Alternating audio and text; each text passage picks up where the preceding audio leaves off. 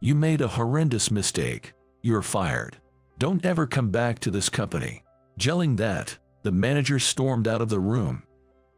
So, I'm getting fired, huh? I've been contributing to the company without any major errors, but it seems I need to start job hunting. But on the second day after being fired, my cell phone suddenly rang. Oh, good, you answered, David.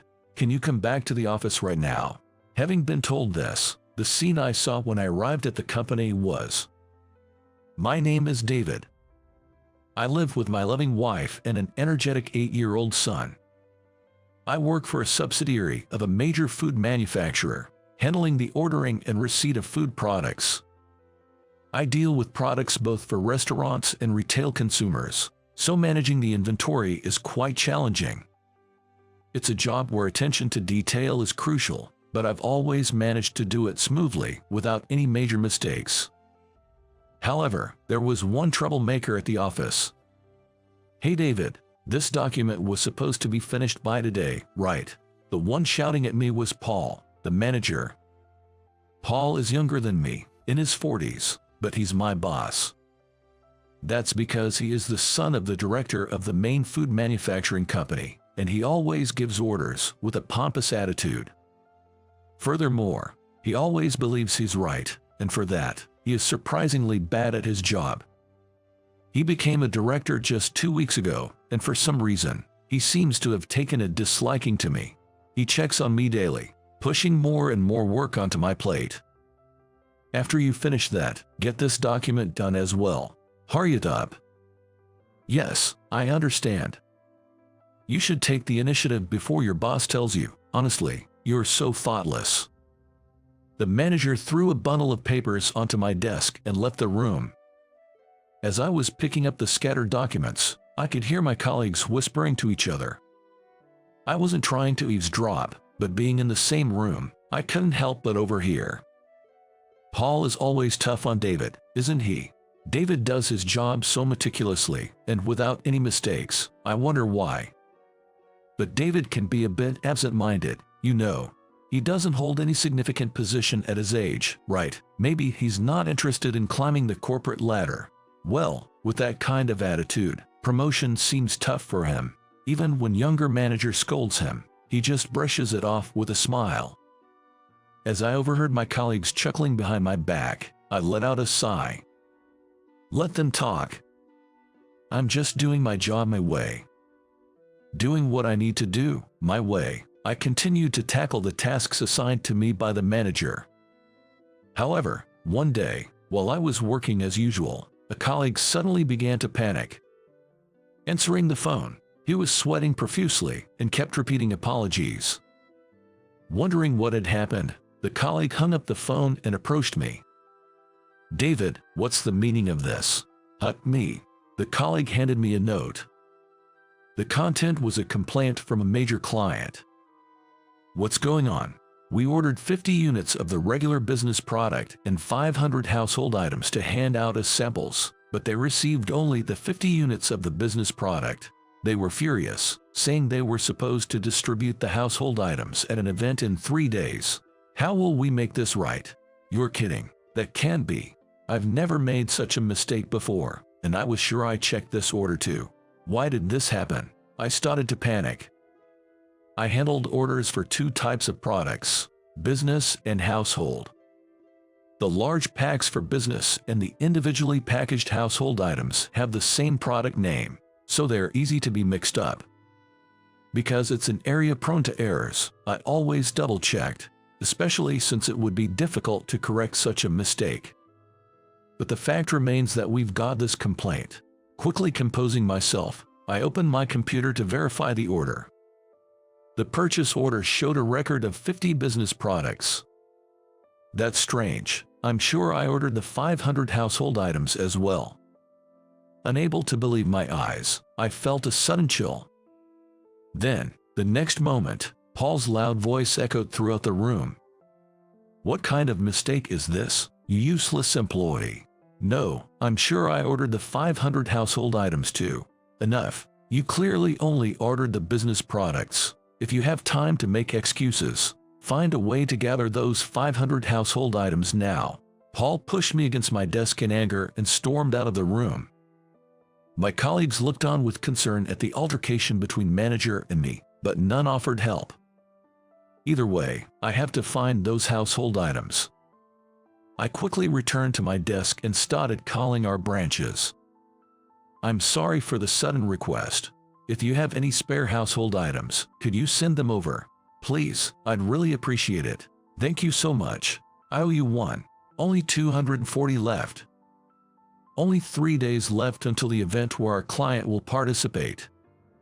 Can I really gather all 500 by then? No time to doubt. I need to do whatever I can right now. I frantically made calls to address the situation. I deeply apologize. Yes, thank you for checking. I kept bowing and asking if they had any stock. Even if there was just one item available, I would drive there myself to pick it up. Only 70 left. And then, the day before the event, holding boxes filled with the products, I bowed deeply. Thank you so much for this. I can't thank you enough. Finally, I had managed to secure the 500th item. In the end, I managed to prepare the required amount for the event where our client was participating. After that, I quickly headed to the client's place to deliver the goods, but the person in charge looked down on me with a gaze filled with anger. What's going on? We've been doing business for a long time, but I've never felt like this before. Sorry, but I can't trust you anymore. Our business relationship is over. The client angrily took the goods and with a slam, shut the door right in front of me. I stood there, head bowed in disappointment for a while before slowly making my way back to the office. I did everything I could. But when I got back, there stood manager with a stern look, arms crossed, waiting for me. You really messed up this time. If this keeps up, you are going to ruin the company's reputation. You're fired. Leave now and don't come back. With that, the Paul stormed out of the room. I trudged back to my desk, dejected. Is this how I get fired? My mistake caused the company so much trouble. I had always been a reliable employee and contributed well, but it seems I'll have to start job hunting. It'll be tough at my age since I haven't climbed the corporate ladder. How will I break the news to my wife and son when I get home? With a heavy heart, I started packing up my things. As the end of the day approached, I apologized to my colleagues. I'm really sorry for the trouble I've caused. Thank you for everything. I'll be on my way now. I went around, apologizing to everyone, and then clocked out. After finishing the formalities to use my remaining paid time off, I realized there was nothing left for me to do at the company. It's been a long 3 days. I could hear the creaking as I stretched my neck and shoulders. What will I tell my wife and son when I get home? Would they be disappointed in me? Would they see me as a failure? No, they'll greet me with their usual smiles. Given their nature, they wouldn't blame me. But that thought somehow felt even harder to bear. Lost in thought, I found myself close to home. I'm home. Welcome back, Dad. You're late. Oh, you look a bit off. Something happened. Holding my energetic son in my arms, I smiled and shook my head in response to my wife's question. Yeah, just a little something. I'll talk about it later. All right then. Let's eat once you've changed. I headed to my bedroom at a slow pace. Both my wife and son greeted me with warm smiles, just as I had imagined. That made me even more unsure about how to break the news to them.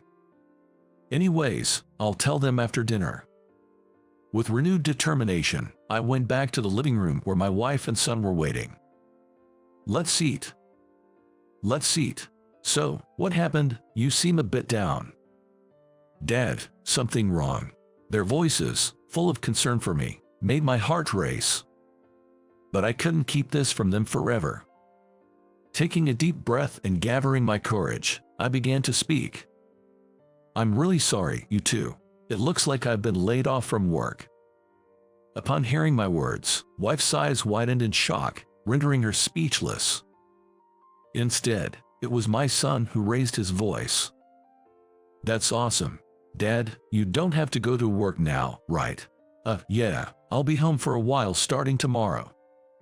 "Yay, let's go to the amusement park then. I've been wanting to go." My son is beaming, gazing at me with a big smile. I just stared back at my son, not expecting his reaction like this. Then, my wife began to chuckle softly.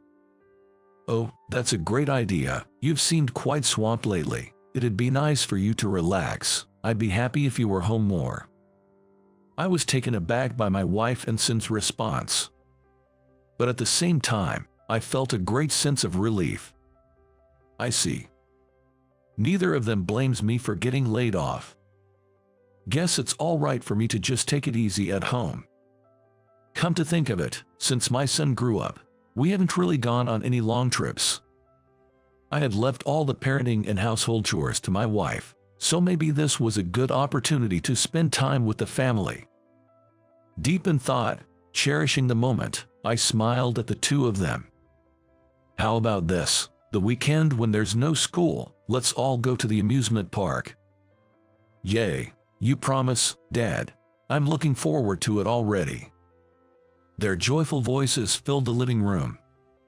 What a warm family gathering this is. I'm truly blessed to have these happy moments. Feeling a bit relieved, I continued with my meal.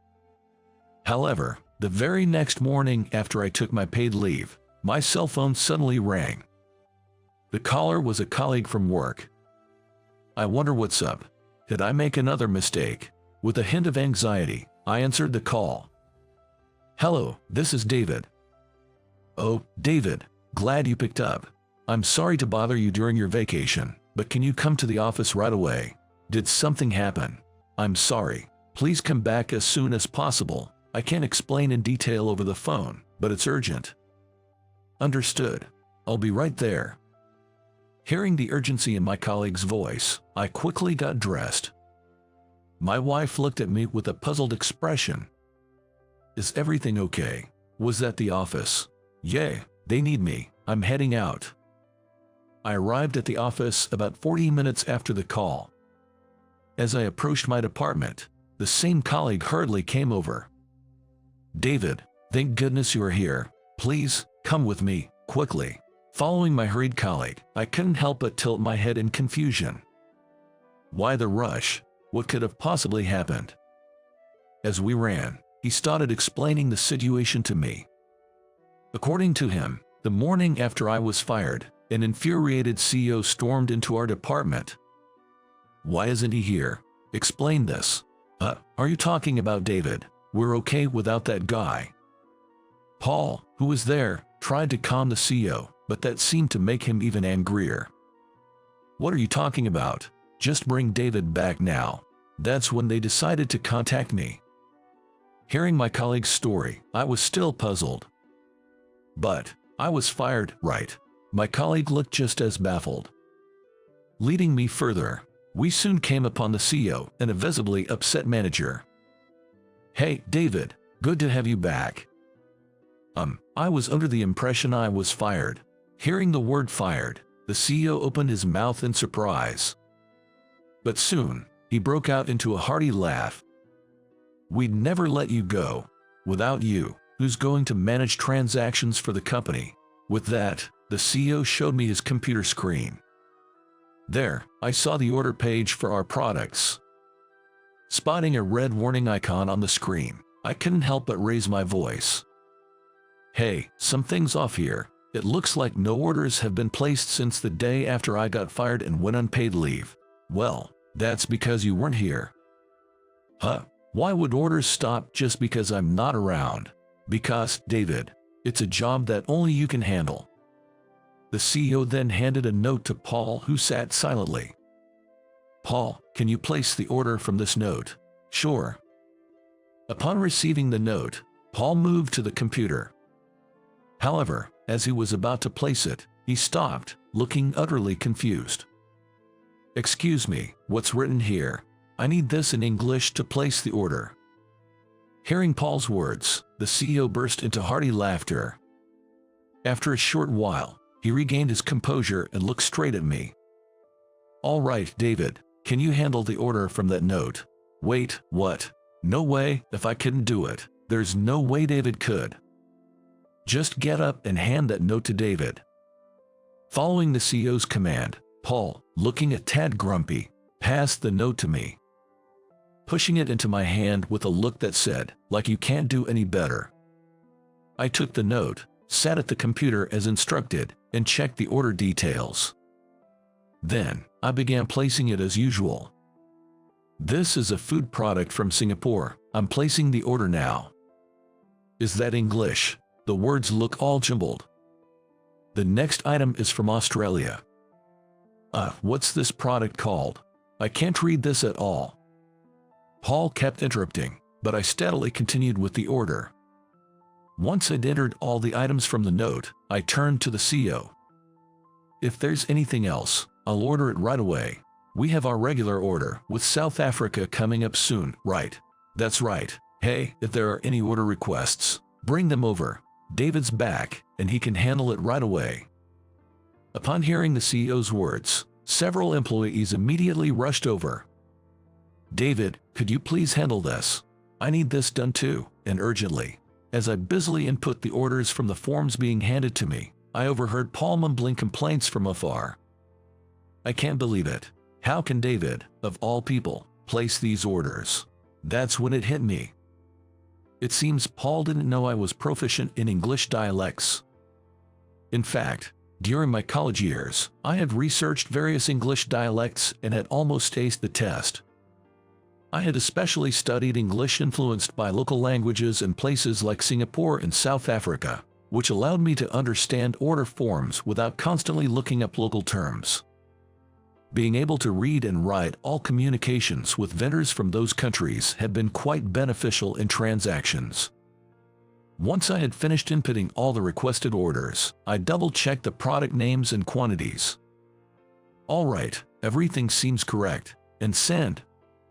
I felt relieved to have successfully placed the orders, but I then noticed something odd. What's this? This computer was exclusively for orders, and it displayed order history and the last update history once an order was finalized. Moreover, an employee ID was required to operate this computer, so the name of the employee who was using it at the time was also recorded.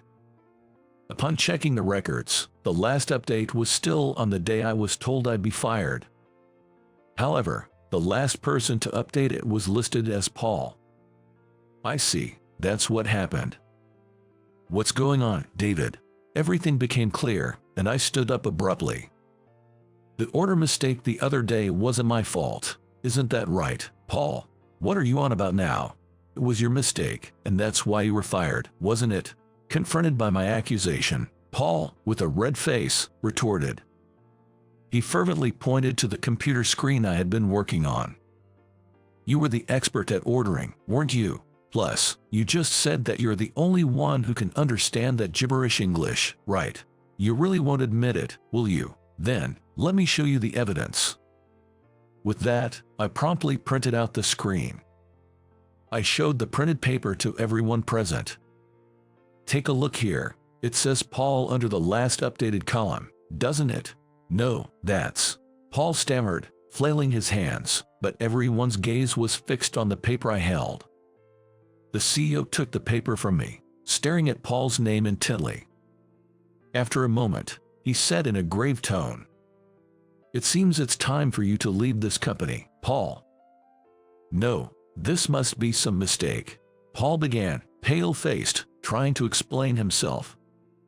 But the CEO, with a stern look, declared, "I'll be informing your father about this. Expect appropriate consequences. Brace yourself." The CEO fixed his gaze on Paul and then left the room. Suddenly, Paul let out a short cry and collapsed weakly to the floor. Meanwhile, I was surrounded by my colleagues, all addressing me at once. "David, I had no idea you had such skills. To be honest, I thought you were incompetent. I'm truly sorry. We didn't talk much, and I thought you were a bit odd. I apologize." "Hey, it's not like you guys did anything wrong. so no need to apologize. Besides, it looks like I still have a job here, so let's continue to get along," I said, trying to reassure my colleagues. Seeing their relieved expressions, I felt my own tension ease. And so, having proven I hadn't made any mistakes, I safely returned home. When I told my wife and son that I'd be returning to work, they were genuinely overjoyed. A few days later, while I was on paid leave, my cell phone rang again. It was the CEO. "Sorry to bother you during your time off.